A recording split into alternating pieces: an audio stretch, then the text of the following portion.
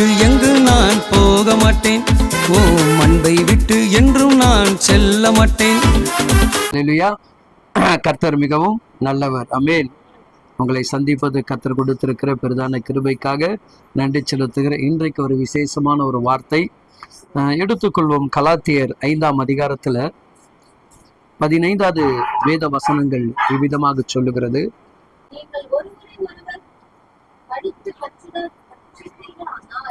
நீங்கள் ஒருவர் ஒருவரை கடித்து பட்சிப்பீர்களானால் அழிவீர்கள்.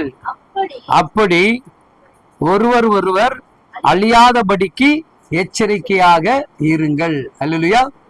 என்னவாங்க வார்த்தை நமக்கு சொல்லுகிறது, தேவையற்றவர்களை நாம் கடிந்து கொள்ளக்கூடாது. தேவையில்லாத காரியத்தை நம்ம என்ன பண்ணக்கூடாது, கடிந்து பேசிடக்கூடாது. அது என்ன பண்ணுமாங்க, நம்மளை பட்சித்து அழித்திடுமா, நம்மளை பட்சித்து அழித்திடுமா. அல்லேலூயா. இன்னைக்கு நிறைய பேர் அப்படிதான். அல்லேலூயா. பிள்ளைகள் கூட பெற்றோர்கிட்ட அன்பா இருக்கணும், தாழ்மையா இருக்கணும். அதே போல பெற்றோர்களும் பிள்ளையிடத்துல எப்படி இருக்கணுங்க, அன்பாக தாழ்மையாக இருக்கணும். அப்போ இந்த வார்த்தைகள் என்ன சொல்லுகிறதுன்னு சொன்னால், நியாய பிரமாணம் இது எப்படி ஒரு மனுஷனுக்கு ஏற்படும் என்று சொன்னால், அவருடைய மாமிஷம் என்ன பண்ணுங்க, யாரை பார்த்தாலும் கடிந்து கொள்ளும். யாரை பார்த்தாலும் கடிந்து கொள்ளும். சும்மாவே என்ன பண்ணுவான், எரிச்சல் அடைவான். சும்மாவே நம்ம மேல என்ன பண்ணுவாங்க, கோவப்படுவான். அல்லேலூயா. நல்லா தான் நம்ம பேசிட்டு இருப்போம், அன்பாதான் இருப்போம். திடீர்னு எங்க இருந்தா அவனுக்குள்ள அந்த கோபம் வருன்னு தெரியாது. அல்லேலூயா. அப்போ அந்த கோபம் எது மூலமாக வருகிறதை மட்டும்தான் இன்றைக்கு நம்ம பார்க்க போகிறோம். அதுல வாசிங்க 16, 17 மட்டும் வாசிங்க.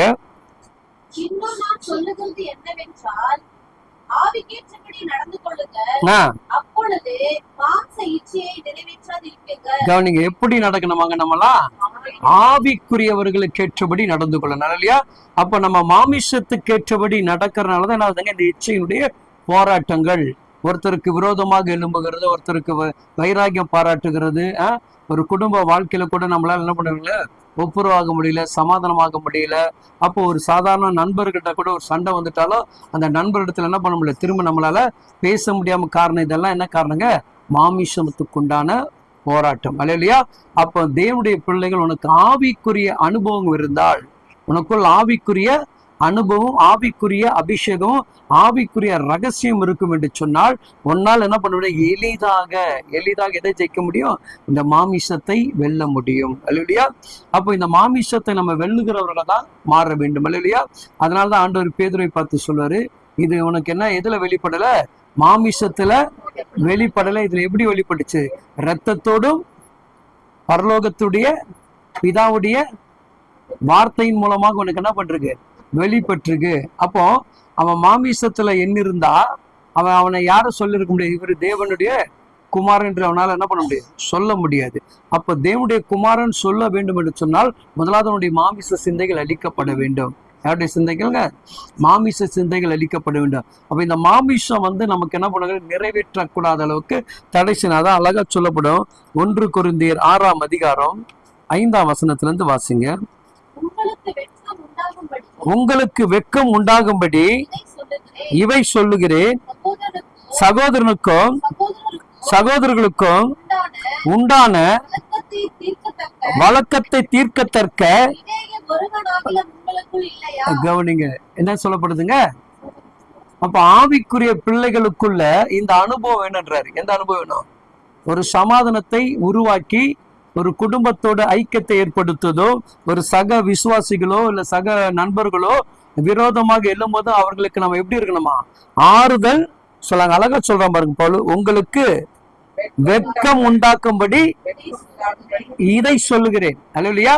அப்படின்னா நான் ஆணி அடிச்ச போல பவுல்னு சொல்றான்.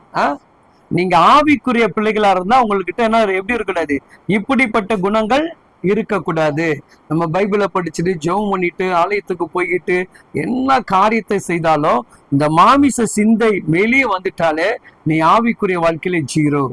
நம்ம யாருங்க, ஆவிக்குரிய வாழ்க்கையில ஜீரோ. நல்லா கவனிச்சு பாருங்க. பிள்ளைங்க நல்லா சண்டை கிளாஸ் போவாங்க, நல்லா வசனங்கள்லாம் சொல்லுங்க. ஆனா அம்மா உனக்கு பேசினா ஆகும், பிள்ளை எப்படி இருக்கும், எரிச்சல் அடைந்து அப்படியே கோபத்துல கத்தும். அதே போல அம்மா என்ன பண்ணுவாங்க, நல்லா உபவாசத்துக்கு போவாங்க, நல்லா ஜெபம் பண்ணுவாங்க, நல்லா செய்வாங்க. அந்த அம்மாவுக்கு எப்படி வந்துடும், அது ஏன் வருது? அப்ப அந்த மாமிசம் என்ன பண்ணுது, எட்டி பாக்குது. இப்போ அம்மாவுக்கு பிள்ளைங்க வருதா, கர்த்தருக்கு ஸ்தோத்திரம். பிள்ளை மாறிட்டு என்னடா, கர்த்தருக்கு மகிமை உண்டு. இல்லையா? அப்ப நல்லா கவனிச்சு பாருங்க, மாமிஷம் என்ன பண்ணுது, வெளியே இருக்குது. அப்ப அதான் பவுல் சொல்ல, உங்களுக்கு வெக்கமா இல்லையா? இப்ப கேட்பாங்க இல்லையா, என்ன உங்களுக்கு வெக்கமா இல்லையா, பைபிள் படிக்கிறீங்க, ஜெபிக்கிறீங்க, ஆலயத்துக்கெல்லாம் போய் அலையிலையா அந்நிய பஸ்லாம் பேசுறீங்க, அங்க உங்க பாஸ்டர் தான் கற்றுக் கொடுத்தாரா, உங்க போதகர் தான் சொல்லி கொடுத்தாரா, உங்க சண்டே கிளாஸ்ல தான் கற்றுக் கொடுத்தீங்களா, வாலிப பிள்ளைங்களுக்கு தான் கற்றுக் கொடுத்தா, இப்படி பல கேள்விகள் என்ன பண்றாங்க, ஒரே ஒரு ஆவிக்குரிய பிள்ளைகிட்ட பல கேள்வி கேட்கறாங்க. உன்னால என்னால பதில் சொல்ல என்ன பண்ண முடியல. அப்போ நம்ம எதிர்கொள்ள வேண்டியது என்னங்க, மாமிசத்தை வெல்ல வேண்டும். ஆனா அதே இன்னொரு இடத்துல சொல்லப்படும், எபேசியர்ல 6:11-10 உங்களுக்கு மாமிசத்தோடும் இரத்தத்தோடும் யுத்தம் அல்ல, துரைத்தனங்களும் அதிகாரங்களோடும். ஆமா, நல்லா கவனிச்சுங்க. அப்போ என்னுடைய அதிகாரம், நான் இப்ப இப்படி எடுத்து சொல்ல, இப்படி உங்களுக்கு புரியுற மாதிரி சொல்றேங்க. இப்ப கணவர் வந்து ஒரு 10,000 ரூபாய் தான் சம்பாதிக்கிறான்னா, அதே மனைவி ஒரு 40 ரூபா அங்க சம்பாதிக்கிறேன்னா, அந்த மனைவி என்ன பண்ணாங்க, அதிகாரம். அந்த அதிகாரத்தை நம்ம என்ன பண்ணணுமா, துரைத்தனத்தை உடைக்கணுமா. அப்ப அந்த மாமிசம் என்ன பண்ணுது, அதிகாரமாக மாறுகிறது. அந்த மாமிசம் என்ன பண்ணுதுங்க, அந்த அதிகாரத்துக்கு உண்டான தோரணைக்கு கொண்டு போகுது.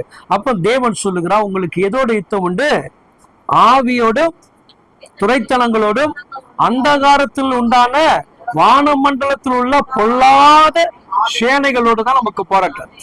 சாதாரணமா கிடையாது. சேனை அவன் யாருங்க, சேனை. இல்லையா? அவன் வரிசையா என்ன பண்ணிட்டான், வந்துகிட்டே இருப்பான். எந்த அளவுக்கு நம்மள கிரியை செய்ய ஆரம்பிக்கிறாங்களோ அந்த அளவுக்கு அவன் என்ன பண்ணுவாங்க, வரிசையாக வந்துகிட்டே இருப்பான். அப்போ தேவன் கிட்ட எவ்வளவு சேனைகள் இருக்கிறதோ அது போல அவங்ககிட்ட என்ன இருக்குது, சேனைகள் இருக்குது. அதான் யோபுல நீங்க பாத்தீங்கன்னா சொல்லுவான், யோபு, இந்த உலகம் பிசாசுடைய கைகளில் விற்கப்பட்டது. யார் கையில கொடுக்கப்பட்டிருக்கு, பிசாசுடைய கையில கொடுக்கப்பட்டிருக்கு அப்படின்னு சொல்லப்படுறான். அப்ப அந்த பிசாசுகள் என்ன பண்ணுதுங்க, இந்த உலகத்தை ஆளுகை செய்கிறது. இல்லையா? அதனாலதான் இப்ப பாத்தீங்கன்னா வேகமாக என்ன பண்ணுது, உலகத்தை ஆளுகை செய்யக்கூடிய சில நுகத்தை நம்ம நேரடியா பார்க்கிறோம். இல்லையா? மனிதர்கள் எப்படி வாழ்றாங்க, தெய்வத்துக்குண்டான தன்மை என்ன, மனிதனுக்குண்டான தன்மை என்ற யாருக்குமே இன்னைக்கு என்ன பண்ணாங்க, சரி வர புரிந்து கொள்ள முடியாமல் நம்ம வாழ்ந்து கொண்டிருக்கிறோம். அப்ப நீங்க செய்யக்கூடிய காரியம்னா, அடுத்த வசனம் அழகா சொல்லுது பாருங்க. அதுல சகோதரனோடும் சகோதரன் வழக்காட்டுகிறான். கவனிங்க எப்படிங்க, இப்ப என்னுடைய சாட்சி எங்க தொலைக்கப்படுற, அவன் விசுவாசத்துக்குள்ள உள்ள வரணும்னு நினைக்கிறவன அவன் என்ன பண்றான், அவனுக்கு முன்னாடி நம்ம என்ன பண்றாங்க, சண்டை போடுறோம். உலகத்துடைய மனுஷனுக்கு முன்னாடி நம்ம சண்டை போடுறோம். நம்முடைய குடும்ப சண்டையோ எந்த ஒரு சண்டையோ என்ன பண்றாங்க, உலகத்தார் பாக்குறான் அன்னைக்கு. அப்போ உலகத்தார்கிட்ட கொண்டு போய் என்ன பண்றாங்க, இவங்களை போய் நீ விசுவாசிக்க போறியா, இவங்க கிட்ட நீ போக போறியா, இவங்களே என்ன கிடையாது, சண்டை சச்சரோடு இருக்கிறாங்க, இவங்களுக்கே சமாதானம் கிடையாது அப்படின்னு சொல்றாங்க.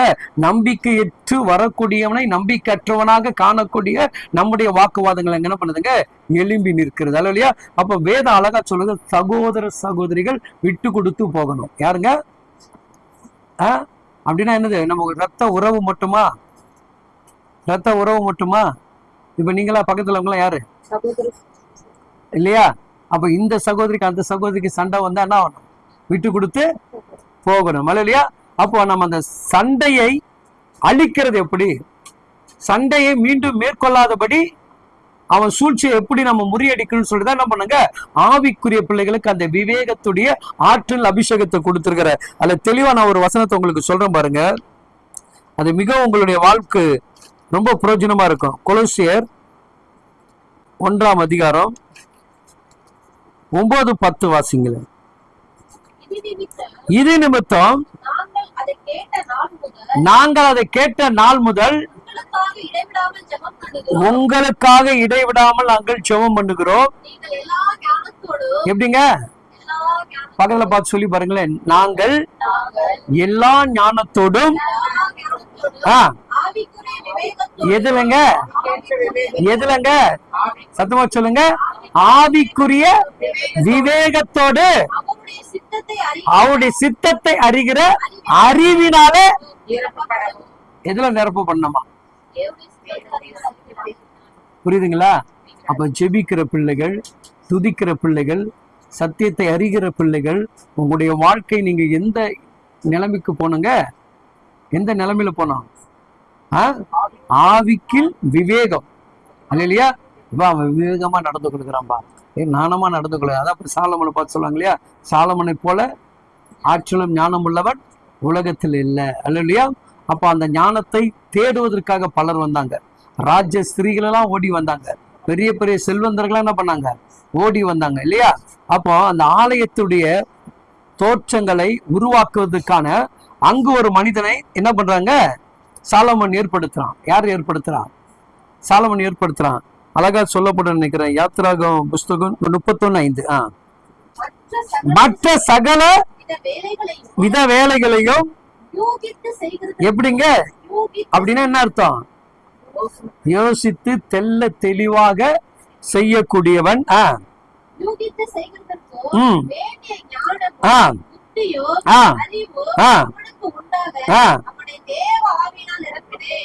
என்ன ஆவிலங்க? இப்ப நம்ம கிட்ட என்ன ஆவி இருக்கு? மாமிச ஆவி இருக்கா? தேவ ஆவி இருக்கா? தேவ ஆவி இருந்தா எப்படி இருக்குமா? விவேகம் இருக்குமா?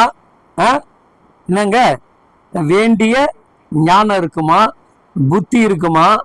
அறிவு இருக்குமா? அதை காட்டிலுங்க தேவ ஆவி நிரப்பப்பட்டிருக்குமா? எப்படி இருக்கும்?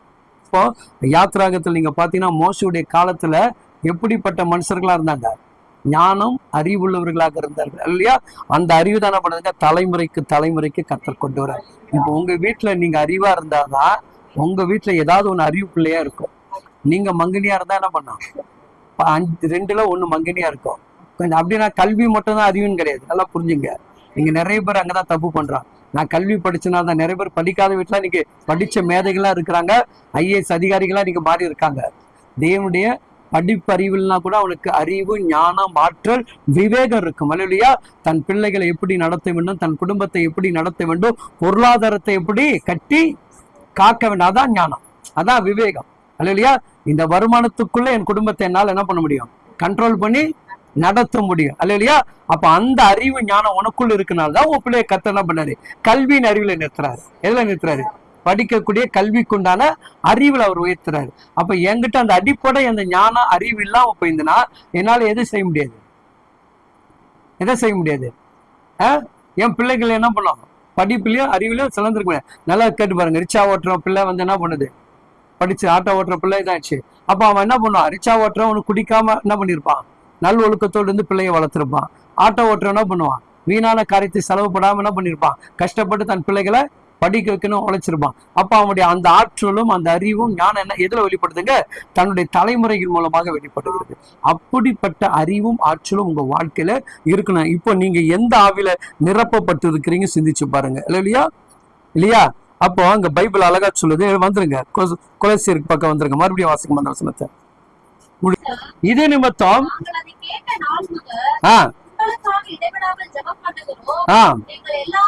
கவனிங்க.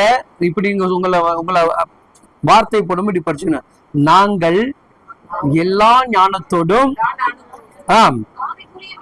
ஆவிக்குரிய விவேகத்தோடும் தேவனுடைய சித்தத்தை அறிகிற அறிவினால் தினந்தோறும் நாங்கள் நிரப்பப்பட்டு கொண்டே இருப்போம். ஒவ்வொரு தேவ பிள்ளைகளும் இதுதான் கர்த்தரிடத்துல கேட்கணும். ஆண்டவரே, உம்முடைய சித்தத்தை அறிந்து புரிந்து செயல்படக்கூடிய ஒரு விவேகம் உள்ள ஆவின் ஆற்றலை நம்ம மேல என்ன பண்ணுங்க? நிரப்புங்க அப்பான்னு சொல்ல. அடுத்த வசனம் அழகா சொல்லிட்டு பாருங்க. கவனிங்க. சகலவித நற்கிரியமான கனிகளை தந்து தேவனை அறிகிற அறிவில் விருத்தி அடைந்து கர்த்தருக்கு பிரியம் உண்டானது இன்னது என்ன பண்ணுமா? அவ்வளவுதான். அல்லேலூயா. இப்ப எதுல நம்ம வளர்ச்சி அடையணும்? மாமிசத்துல, ஆவிக்குரியது இல்லையா? அப்ப நம்ம ஆவிக்குரிய வாழ்க்கையில வளர்ந்துட்டுன்னா மாமிசத்து குறித்தே சிந்தைக்கு வராது, எண்ணமே வராது. அல்லேலூயா. இவங்க இருந்தாதான் என்னால வாழ முடியுன்ற எண்ணமே வராது. என் தேவனின் கூட இருந்தா என்னால வாழ முடியும். அல்லேலூயா. என் கணவனுடைய வருமானம் தான் என் குடும்பத்தை நடத்த முடியுன்ற எண்ணம் வராது. கர்த்தர் என் குடும்பத்தை நடத்துறது ஆவிக்குரிய அனுபவம். நீங்க மாமிசத்தோடு இருந்தீங்கன்னா அந்த மனுஷனுடைய எதிர்பார்ப்பை தேடிட்டே இருப்பீங்க. அப்ப அந்த மனுஷனை தேட தேட என்ன ஆகும்னா மாமிச சண்டை வரும். மாமிச போர் வரும். நல்லா கவனிச்சுங்க. நீங்கள் ஆவியோடு தேட தேட ஆவியை என்ன பண்ணாங்க, அவர் சித்தத்தின்படி நம்முடைய குடும்பத்தை நடத்த ஆரம்பிச்சிருவாரு. அப்ப நம்ம எதுக்குள்ள வளருன்றதா நம்ம முயற்சி எடுக்கணும் இல்லையா? அப்ப ஆவிக்குரிய பிள்ளைகளுடைய அனுபவம் எங்க குறைஞ்சிருது? ஆவிக்குரிய வளர்ச்சியில குறைஞ்சிருது. இப்ப தேவ ஆவினால் நிரப்பப்படுகிறான்னு சொல்லுகிறான். தேவ ஆவியினர் நம்ம மேல இறங்குறான்னு சொல்றாரு. தேவனுடைய விசேஷ ஆவி பெற்றோன்னு சொல்லிட்டு பைபிள்ல நிறைய இடத்துல நிறைய மனிதர்களை குறித்து சொல்லப்படுது இல்லையா? இவன் விசேஷம் உள்ளவன் கிதியோன், என்ன அவன் குடும்பத்திலே எளியவன் சிறியவன், அவனை எடுத்து கர்த்தர் பலமா பயன்படுத்துறாரு. தாவீது அவங்க வீட்டுல கடைக்குட்டி ஆடு மனுஷன், அவனை தூக்கி கொண்டு கர்த்தர் என்ன பண்றாரு, நடத்துறாரு. அப்ப இதெல்லாம் எங்க வருதுங்க? தேவனுக்குரிய வளர்ச்சியை நம்ம உருவாக்கும் பொழுதுதான் அடுத்த கட்டத்துல நம்ம தேவன் நம்மளை கொண்டு போறாரு. நம்ம எல்லாரும் எங்க தோத்து போறோம்னா, இந்த இருக்கக்கூடிய சின்ன சின்ன பிரச்சனைகளை கண்டு ஆவிக்குரிய அனுபவத்தை விட்டு விடுகிறாள் இல்லையா? ஆவியினர் சொல்லுகிற இதெல்லாம் ஒரு சின்ன நெருக்கடி தான், உன்னுடைய ஆவிக்குரிய வாழ்க்கையை ஓட விடாதபடி தடை செய்வது. அது என்ன செய்யுதுங்க? தடை செய்கிறது. வேற ஒண்ணுமே அவனால பண்ண முடியாது. அவன் ஆவிக்குரிய வாழ்க்கையில நீ முன்னேறிட்டுனா அவன் கீழே விழுந்துறான், அவனுக்கு தெரியும். நீ ஆவிக்குரிய வாழ்க்கையில முன்னேற்றா பொருளாதாரம் முன்னேறிட்டான். நல்லா ஒண்ணு புரிஞ்சுக்குங்க. நம்ம எவ்வளவுக்கு எவ்வளவு நீங்க உங்க வீட்டுடைய வாழ்க்கையுடைய எல்லைகளை நீங்க விரிவாக்க வேண்டும் நினைச்சா ஆவிக்குரிய வாழ்க்கையில தான் விரிவாக்கும் இல்லையா? ஆவிக்குரிய வாழ்க்கையில ஒரு மனிதன் கடவுளோடு கூட இருக்கும்போது என் வருமானத்தை நீங்க பார்க்க வேண்டியதில்லை, உங்க குடும்பத்துல ஒரு வருமானம் பெருகிட்டே இருக்கும். மனைவிமார்கள் நீங்க நல்லா புரிஞ்சுக்கணுங்க. நீங்க ஆவிக்குரியோடு நீங்க இணைஞ்சிட்டீங்கன்னா உங்க கணவருடைய வருமானத்தை கர்த்தர் மல்டிபர்பஸா மாற்றுவார். நம்ம எங்க தவறோம்னா மாமிசத்துக்கு உட்கார்ந்து பேசுறதுக்கு டைம் ஸ்பெண்ட் பண்றோம். ஒரு ஆவிக்குரிய பிள்ளை வந்தா கூட அந்த ஆவிக்குரிய பிள்ளைகிட்ட ஆவிக்குரிய குறித்து நம்ம பேசுறது கிடையாது. ஓம் பிரச்சனை, என் பிரச்சனை, பக்கத்து வீட்டு பிரச்சனை, அக்கத்து வீட்டு பிரச்சனை, தங்கச்சி பிரச்சனை, மாமா பிரச்சனை, மச்சனம் பிரச்சனை, ஆட்டுக்குட்டி பிரச்சனை. ஆவிக்குரிய பிரச்சனை மட்டும் நம்ம என்ன பண்றது? சிஸ்டர், இன்னைக்கு உங்களை பார்க்க வந்திருக்கேன் சிஸ்டர், மனசுல ஒரு மாதிரி உறுத்தலா இருக்கு, நம்ம 2 பேரும் இணைஞ்சு ஜெப்சி பாப்பா கொண்டாடுறோம் அப்படின்னு ஒரு அனுபவத்துல யாருமே என்ன பண்ணல, வரல. போனோன்னு முதல்ல என்ன பண்றான்? அப்போ அந்த மாமிசத்தை வைத்து சத்துரு என்ன பண்றாங்க, அவன் எளிதாக நம்மளை வென்றுட்டு போறான். அப்ப நீ எந்த ஆவிக்குரிய அனுபவத்துல நிரம்பி இருக்கிறாய் இல்லையா? அப்போ ஒரு மனுஷனோட ஒப்புரவாக முடியல, ஒரு மனுஷங்கிட்ட நீ அன்பாக நடந்து கொள்ள முடியல, ஒரு மனுஷங்கிட்ட விட்டு கொடுக்க முடியல, ஒரு மனுஷனுக்கு கீழ்ப்படிய முடியல. இதெல்லாம் எதனால வருதுங்க? மாமிசத்தினால வருகிறது. உனக்குள் ஆவி இருந்துச்சுன்னு வச்சுங்களேன், ஆவிக்குரிய அபிஷேகம் தான், பிடிவாதம் இருக்காது, வீம்பு இருக்காது, ஒருத்த மேல எரிச்சல் இருக்காது. அது மாமிச ஆவி. நம்ம அறிஞ்சிக்கணும். நம்ம மூஞ்ச பார்க்காம நம்மளை வெட்டிக்கிட்டு இருக்கிறது, நம்மளை ஓரம் கட்டுறது, நம்மளை பார்க்காம இருக்கிறது, அதெல்லாம் எதுங்க? மாமிசத்தின் ஆவி. அப்ப நீ புரிஞ்சுக்கணும், ஆக நம்ம ஆவி இந்த மாமிசத்துக்கு ஒத்து வரல. என்ன சொல்லலாம்? நம்ம ஆவி இந்த மாமிசத்துக்கு ஒத்து வரல, அதனால இந்த மாமிசம் என்ன பண்ணுது? நம்ம கிட்ட சண்டைக்கு வருது இல்லையா? அப்போ தேவனுடைய பிள்ளைகள் நீங்க புரிந்து கொள்ளணும். நான் ஆவிக்குரிய அனுபவம் என்னன்னா, என் அடையாளம், என் ஆவிக்குரியது என்னங்க? ஒரு அடையாளம் இல்லையா? அவருடைய அடையாளத்துக்குரிய அங்கம் நம்ம, அவருடைய அடையாளத்துடைய அங்கம் நாம இல்லையா? ஒவ்வொரு இதுலயும் ஆண்டவர் நம்மள என்ன பண்ணாருங்க, மற்றவர்களுக்கு முன்பாக சாட்சியாக வைக்க விரும்புகிறார். அதில் எந்த கடுகளவும் நம்ம என்ன பண்ணக்கூடாது? சாட்சி நிறைந்த வாழ்க்கை குறைந்து போகக்கூடாது. உண்மைத்தன்மை, அன்பு, இரக்கம், தயவு, நீடிய சாந்தம், இதெல்லாம் நம்முடைய வாழ்க்கையில் என்ன பண்ணுங்க இருக்கணும். இப்ப கலாத்திற்கு வந்துருங்க, முடிச்சலாம். நம்ம 5ஆம் அதிகாரத்துல வாசிங்க, 17 வாசிங்க. இப்போ சொல்றோம், தெளிவா உங்களுக்கு புரியும் பாருங்க. எப்படிங்க? மாமிசம் எதுக்கு விரோதமாகும்? கவனிங்க, எதுக்கு விரோதம்? புரியுதாப்போ? என்ன விரோதிக்கிறன்னா எது விரோதிக்கும்? மாமிசம் தான் விரோதிக்கும். ஆவி என்ன பண்ணது? அப்படி அந்த ஆவி விரோதிக்கிற அந்த ஆவி எது ஆவி கிடையாது. தெளிவா புரிஞ்சுக்கிட்டீங்களா? பக்கத்துல சண்டை போடுறாங்க, பக்கத்துல எரிச்சலா இருக்கிறாங்க, பக்கத்துல பொறாமை இருக்கிறாங்க, நம்ம மேல இன்னும் கோண்டா இருக்கிறாங்கன்னா அவங்க யாரு? மாமிசத்து எனக்குள்ள என்ன இருக்குது?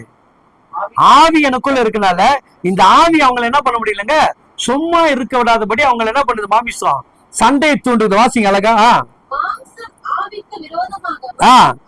ஆவி மாமிசத்துக்கு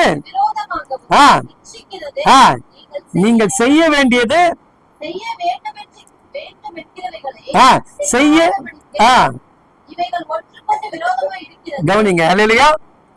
மாமிசமும் ஆவியும் ஒன்னா சண்டை போட்டுச்சுன்னா உன்னால என்ன பண்ண முடியும்? ஆவிக்குரிய வாழ்க்கையில் நிறைவேற்ற முடியாது, மாமிசக்குரிய வாழ்க்கையும் நிறைவேற்ற முடியாது இல்லையா? அப்ப நீ ஒன்ன தொலைக்கணும். எதை தொலைக்கணும்? ஒன்ன மாமிசத்தை சுத்தமா தொலைச்சு போட்டுனால இல்லையா? அந்த ஆவிக்குரிய அனுபவம் இல்லாதவர்கள் எப்படி மாமிசத்தோட நீ என்ன பண்ணிருக்க ஞானசனம் எடுத்தனா உன் வாழ்க்கையில எதுக்குள்ள முன்னேற முடியாது. ஆவிக்குரியதுல முன்னேற முடியாது. அப்போ மாமிசம் உன்னை இழுக்குது, மறுபடியும் என்ன பண்ண, உலக வாழ்க்கைக்கு, உலக இச்சைக்கு, உலக இன்பத்திற்கு உன்னை என்ன பண்ணுதுங்க, பின்னோக்கி இழுத்து கொண்டு போகிறது. அப்போ நீங்கள் நானும் தெளிவா இருக்கணும். ஆவிக்குரிய பிள்ளை, அதான் அந்த 18 சொல்லுது, ஆவியானவரால் ஆவியினால் நடத்தப்படுவீர்களானால் ஆஹ் நீங்கள் நியாயப்பிரமாணத்துக்கு கீழ்ப்பட்டவர்கள் அல்ல.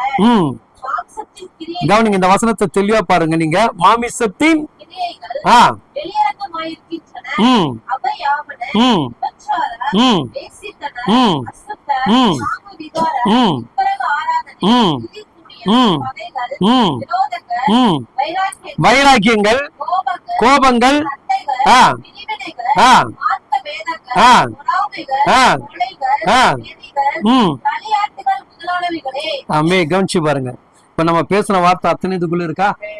இப்போ பவுல் நம்ம கிட்ட சொல்றது கரெக்டு தானே? அப்போ நம்ம இதெல்லாம் மாமிசத்து எண்ணங்களுக்கு தானே கோபம் வரும், மாமிசத்து உள்ளவங்களுக்கு தானே வைராகியம் வரும், மாமிசத்து உள்ளவங்களுக்கு தானே பொறாமை வரும், மாமிசம் உள்ளவங்க தான் உலகத்தின்படி டான்ஸ் ஆடுவோம், கரை காட்டுவோம். இப்போ இந்த உலகத்துல கிறிஸ்தவ டான்ஸ் எல்லாம் ஆடுறாங்க இல்லையா, இவங்களாம் யாரு? மாமிசத்துக்குரியவர்கள், ஆவிக்குரியவர்கள் கிடையாது இல்லையா? அப்போ அறகுறை டேர்ஸை போட்டுக்கிட்டு லைட் செட்டிங்கை பண்ணிட்டு சினிமா தேட்டரை போல ஒரு இடத்த கொண்டு வந்து ஆரம்பிக்கிறான்னு அவங்களாம் யாரு? அப்ப அந்த மாமிசத்துக்கு உண்டானவங்க நம்ம என்ன பண்ணக்கூடாது, முக்கியத்துவம் கொடுக்கூடாது, என்ன பண்ணக்கூடாது. அதுல தேவ பிள்ளைங்க நீங்க ஆவியோட நீங்க அதுல யுத்தம் பண்ணி பாருங்க, அவன் என்ன பண்ணுவாங்க, திருந்துவதற்கான கடவுள் ஒரு வாய்ப்பை கொடுப்பார். அல்லையா? அவனுக்குள்ள என்ன இருக்குது, மாமிசம். அந்த மாமிசத்துல எல்லாத்தையும் அடிமைப்படுத்தி வைக்கிறான். அல்லையா? அங்க அழகா சொல்லுது பாருங்க, இந்த ஆவிக்குரிய கனியை மட்டும் நீங்க பாருங்க. ஆவின் கனிகளோ அன்பு, சாந்தம், சமாதானம், நீடிய பொறுமை, தயவு, நற்குணம், விசுவாசம், சாந்தம், இச்சை அடக்கம். இதுங்க இதா இதெல்லாம் இருக்கா? இதெல்லாம் இருக்கா? இருக்கா நம்ம கிட்ட? இதெல்லாம் நீங்க இருந்தா யாரு? உங்களை நீங்களே ஆராய்ந்து பாருங்கள், சிந்திங்கள். கர்த்தர் உங்களை ஆசீர்வதிப்பார்.